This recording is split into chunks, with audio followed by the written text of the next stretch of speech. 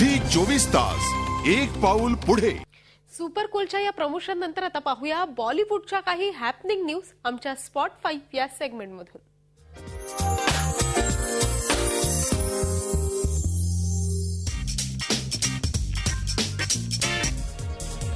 बॉलिवूड स्टार्सच्या खिशाला आता बसणारे चाट। सगळ्या बड्या स्टार्सनी आपल्या कर्मचारी वर्गाला अर्थात स्टाफला स्वतःच्या खिशातून पगार द्यावा असं प्रोड्युसर्स गिल्डनं सांगितलंय।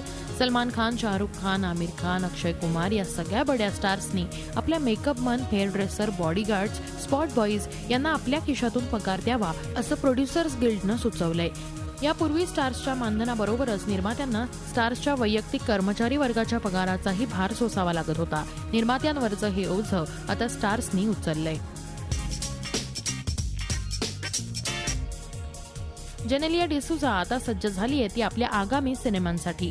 लग्न झाल्यानंतर जेनेलियानं अद्याप तरी स्मॉल स्क्रीनवरच झळकणं पसंत केलं असलं तरीही सध्या ती अभय देओल आणि हरमन बवेजा यांच्यासोबत केलेल्या सिनेमांच्या रिलीजची वाट बघतेय। लग्नानंतर जेनेलिया पुन्हा सिनेमांकडे कधी वळणार याची बॉलिवूडलाच नाही तर टॉलिवूडलाही प्रतीक्षा आहे। नुकतंच रितेश आणि जेनेलिया यांना एका सिनेमाची ऑफर आली आहे आणि त्यामुळे तिच्या चाहत्यांची प्रतीक्षा संपेल आणि जेनेलिया रितेश पुन्हा एकदा सिनेमातून आपल्याला भेटीला येतील अशी आशा करूयात।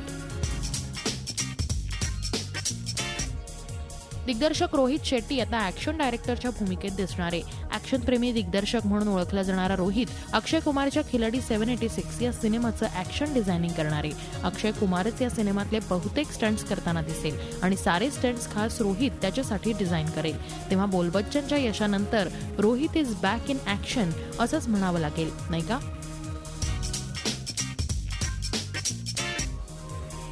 परेश रावल आता एका नव्या लुकमध्ये दिसणार आहे। नेहमीच आपल्या अभिनयात आणि परफॉर्मन्समध्ये प्रयोग करणारे अभिनेते म्हणून परेश रावल यांची ओळख आहे आणि हीच ओळख जपण्यासाठी परेश रावल आता बाल्ड लुक करणार आहेत। टेबल नंबर 21 या सिनेमासाठी त्यांचा हा खास लुक असेल।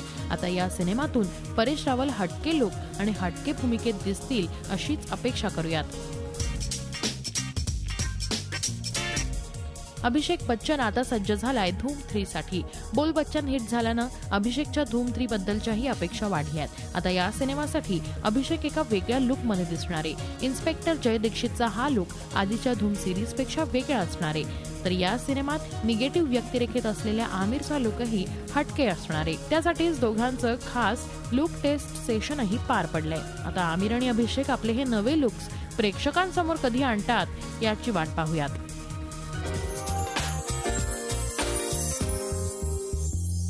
झी 24 तास एक पाऊल पुढे।